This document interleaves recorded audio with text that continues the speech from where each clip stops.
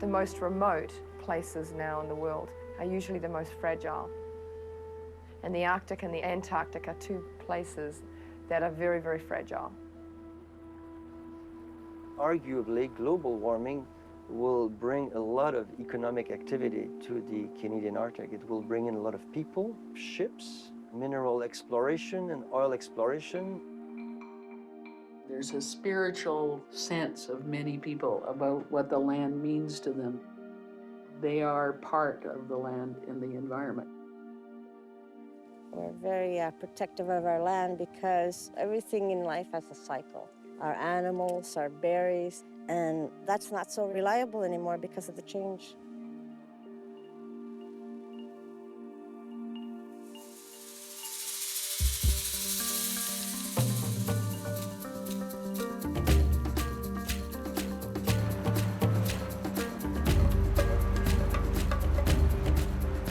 Welcome to Explore.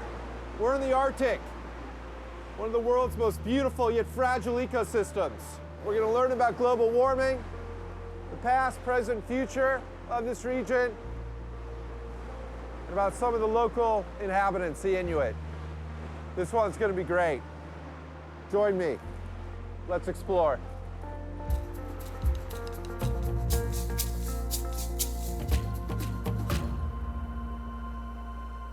I began my Arctic journey flying from Los Angeles, California, and landing in Resolute, Canada.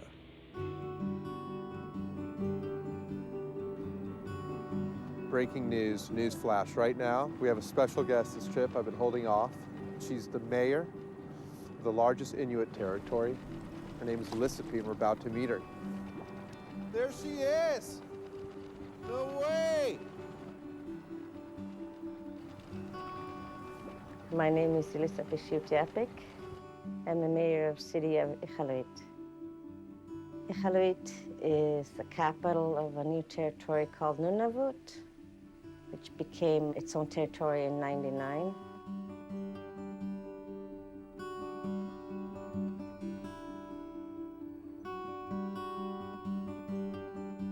The best thing about being the mayor is I bring a local voice to the process.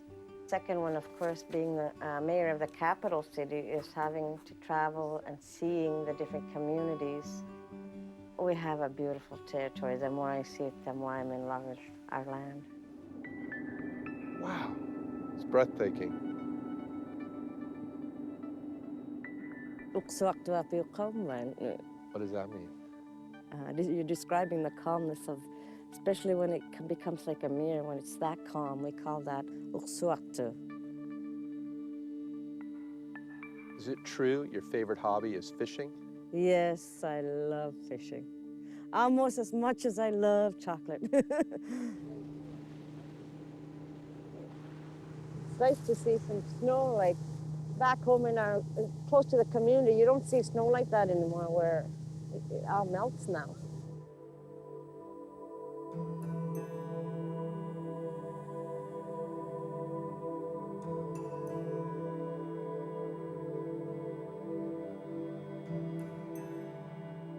Our elders had ways of hunting without the use of guns, harpoons made with natural bones, so they survived for thousands of years.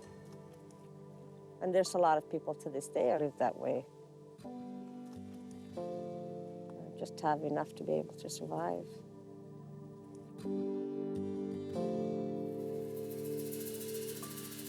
This is a great honor to be in this hammock with you ladies. Thank you. So many people where I'm from talk about the climate here. Has it changed at all? The land is much warmer than it used to be.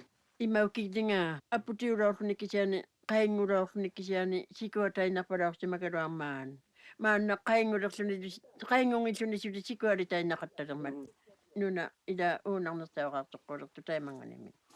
Isimaru yakataka okoksa to katya para sa magaro matirinig da sutya to tuktu amingin ni amaru netyo kasi ni okoksa to katya para ko ramatiri. Mana tamakwa ipikya yun na patlian ni akasukit nigda si mutiki kada kuting isimaru tigisa. They're not so much used traditionally as today, but it's still used, especially for hunting purposes, because that's the warmest clothing you can have. So she worries about the effects. What are you wearing here? What do you got? That's caribou skin. Oh, that's caribou Yeah, skin. this is the raw Nice. caribou skin. Wow. But and the amazing sewing. Look at the sewing job on that. Unbelievable. Because they're not used anymore, she wanted the youth to be able to see what kind of outfits they had. She produced this one specifically so that the youth could actually see this is how they dressed back before they settled to communities and use the typical clothing we use now. I've been trying to learn some local customs and traditions. The eyebrows. Does this mean yes? Let me see. Is that yes? How about a no? No. Yes. Yeah. Oh. All right. The elders of today lived on the land. They were our first settlers, and they've seen so much change.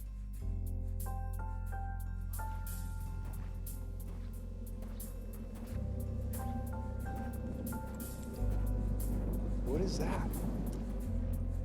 An old drum. What's it doing here? 25% of the world's undiscovered oil and natural resources is believed to exist right here in the Arctic. And as the sea ice melts through global warming, each country right now will be vying for this oil. It could potentially be the biggest political issue of our century, replacing the Middle East.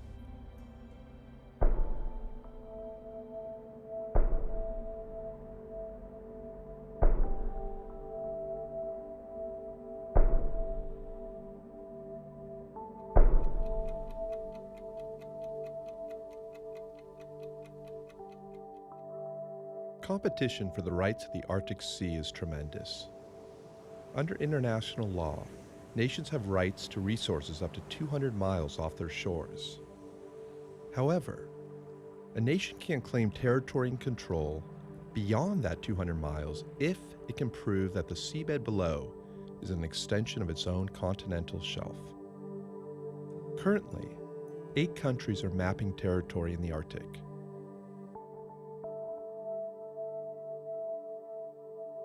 This will be the last land grab on the planet.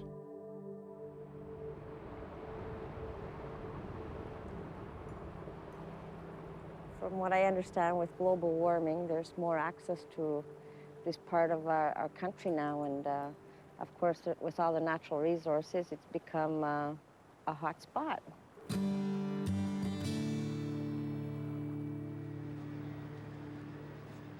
Hi, my name is Charlie. Captain Martin, nice to meet you. Well, this is a great honor to be on the Terry Fox. Yes, Terry Fox is a Canadian Coast Guard icebreaker. Its primary functions are escorting ships on ice management in the winter months in the Gulf of St. Lawrence to make sure that the areas don't flood, and then in the summer we do Arctic resupply.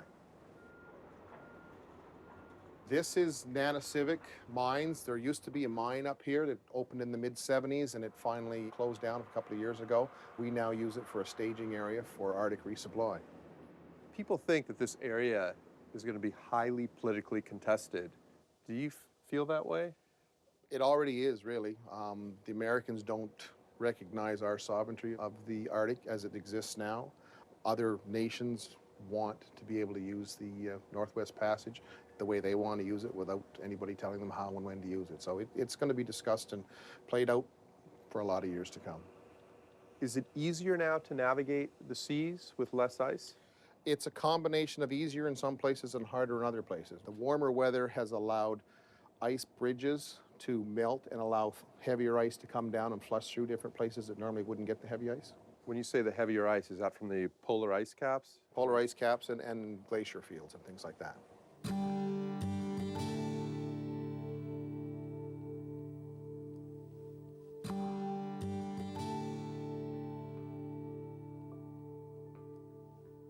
What would happen if the straits opened up? When it comes down to it, time is money for shipping. And it allows them to shave weeks off of their sailing time from Asia to Europe as opposed to going down through the Panama Canal in that way. There's cruise ships regularly coming up here. When I first started coming, it was rare to even see a cruise ship in the lower Arctic. Now, every summer, there seems to be more and more cruise ships in the high Arctic up here.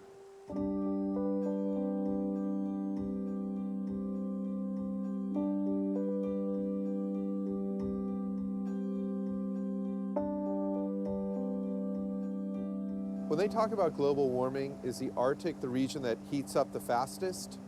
It is. It has to do with albedo.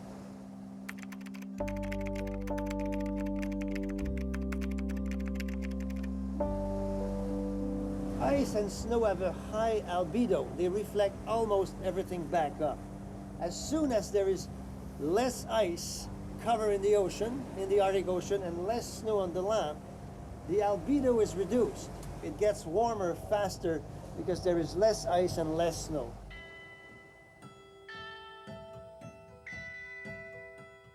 Much of the pollution that is generated at mid-latitudes, so in southern Canada, in the United States, in China, in India, goes up into the atmosphere where it's warm, travels and globally and falls over the poles where it's cold.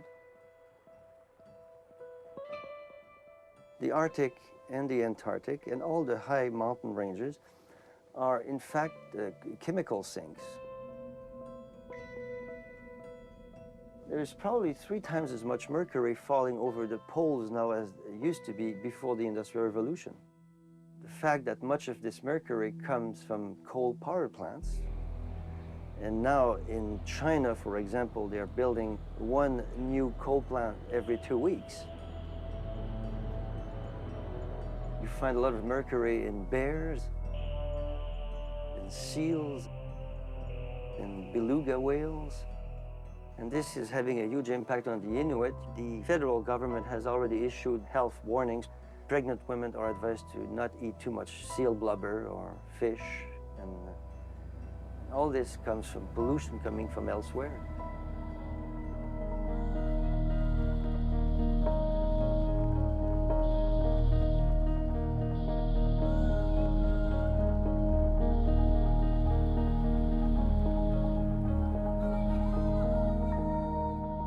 Academic Yoffe was named after Abraham Yoffe, and he is a very well-to-do scientist. The ship was named after him, and this was built for science purposes.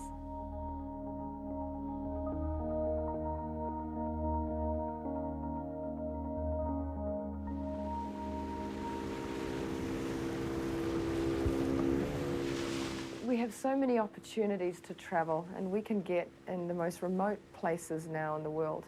Yet the most remote are usually the most fragile, and the Arctic and the Antarctic are 2 places that are very, very fragile.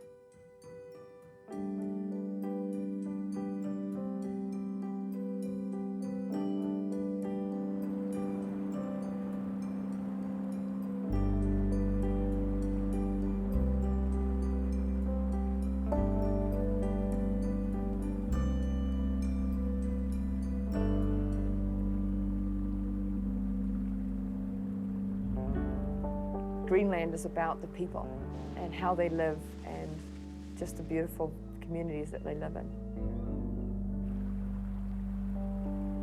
Greenland, because it's an ice shelf and there's glaciers, the largest icebergs are born in Greenland.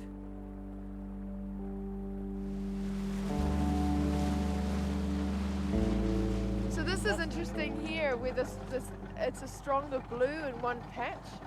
What's happened is that actually melted at some stage and then freezed again. How long does an iceberg live? An iceberg can live hundreds of years traveling the coast. A country like America is only 250 years old. It gives you a sense of perspective. This ice, some of it is 800 years old.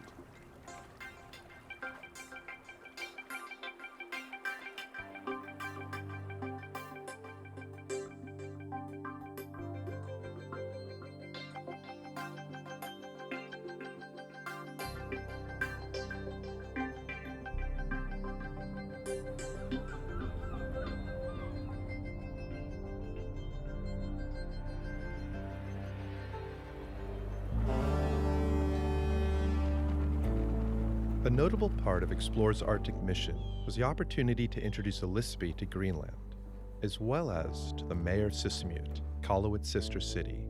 This marked the first diplomatic mission in the history of Explore. It's a great honor to be here. Thank you. It's not every day I get to speak to one mayor, let alone two.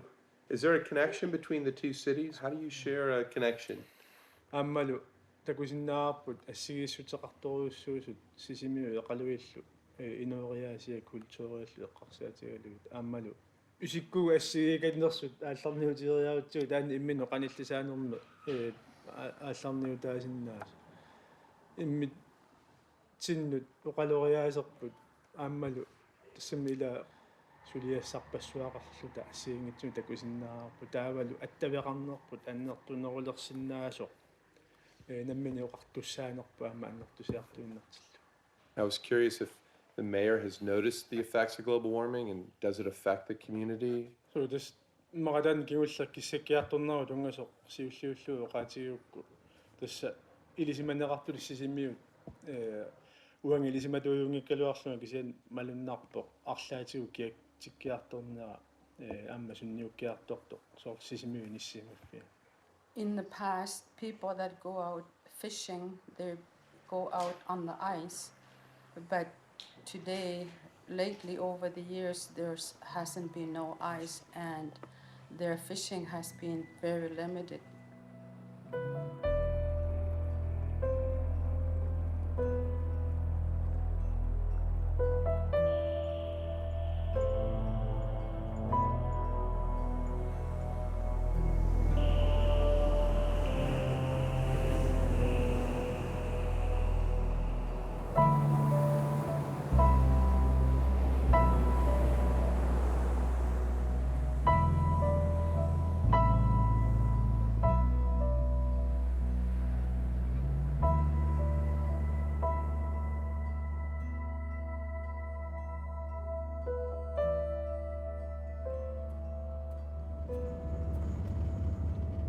Our way of life has changed in the sense that two people now have to work to make ends meet. And the hunter doesn't just hunt anymore. They too working in the government system where it's Monday to Friday, 9 to 5, and makes it harder to be a true hunter. What is the name of your coffee shop? Grind and Brew. It's a coffee shop that's brought me to where I am today. Did you see yourself having a life of politics? 5 years ago, no. What motivated you? We were roughly 3,400 in 99. Population is now roughly 7,000. There's a huge impact when it comes to overcrowding. Social problems. Usually families are overcrowded. Sometimes 2 to 3 generations live in a home. And when we build, these pipes are drilled in the ground. Even the developers are noticing when they dig to prepare for development that there is a change in the ground already. That's, for me, quite scary because we have a shortage of infrastructure. And it worries me that our buildings could be in jeopardy or at risk of damage because if the permafrost is melting, that's going to allow these piles to move, which would damage our infrastructure.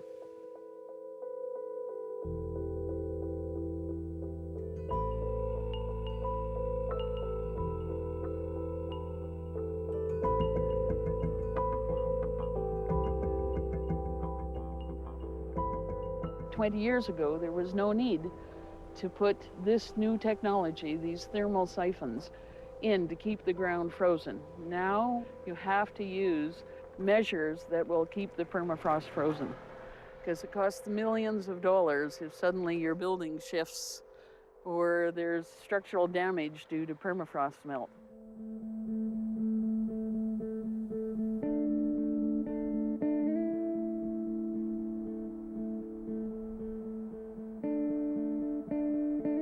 Years ago, we had 1 billion people on this planet. It's 100 years later, and we have 6 billion. And we all know that the direction we're heading can't sustain itself. There's still just a finite amount of resources on this planet.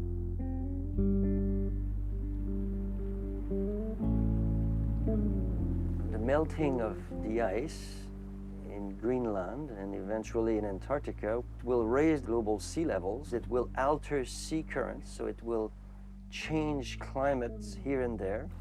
It is already doing this. Hundreds of millions of people live at sea level, so it will have an impact on many people. It will have to be relocated. It's going to bring massive change. I guess if you had to ask somebody 50 years ago if they thought the Northwest Passage would be open, they would say no. And here it is starting to open up and they're worried about it. So it's very hard to say what the extent of global warming is going to be. Being in the outdoors and seeing our impact in it made me more determined that my role was to try to encourage people to explore, learn, love, understand, and protect the natural world. It's this global warming, more or less, that's put us on a map. It's too bad it had to be a huge impact like that to make people realize that we exist up in the north.